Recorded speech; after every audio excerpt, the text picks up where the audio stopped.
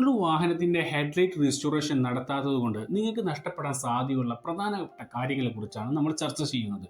ഏതൊരു detailing process കടന്നു പോകുന്നത് പോലെ തന്നെയാണ് ഹെഡ്ലൈറ്റ് റീസ്റ്റോറേഷനും. നമ്മൾ നേരത്തെ പറഞ്ഞ പോലെ റെസ്റ്റോറേഷൻ അല്ലെങ്കിൽ എൻഹാൻസിങ്, അതോടൊപ്പം മെയിൻ്റനൻസ് ആൻഡ് പ്രൊട്ടക്ഷൻ, ഈ 3 ഘടകങ്ങളും കടന്നു പോകേണ്ടതുണ്ട്. പലപ്പോഴും നമ്മൾ റീസ്റ്റോർ ചെയ്യാറുണ്ട്, പക്ഷേ റിപ്പീറ്റഡായി മെയിൻറ്റെയിൻ ചെയ്യാറില്ല എന്നതാണ് വസ്തുത.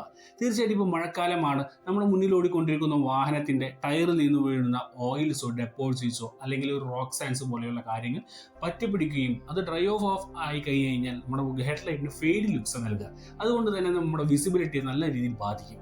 അതുകൊണ്ട് കൃത്യമായ ഇടവേളകൾ മെയിൻറ്റെയിൻ ചെയ്തുകൊണ്ട് റിസ്റ്റോർ ചെയ്തുകൊണ്ട് ഹെഡ്ലൈറ്റ്സ് കീപ്പ് ചെയ്യുന്നത് വളരെ പ്രധാനമാണ്.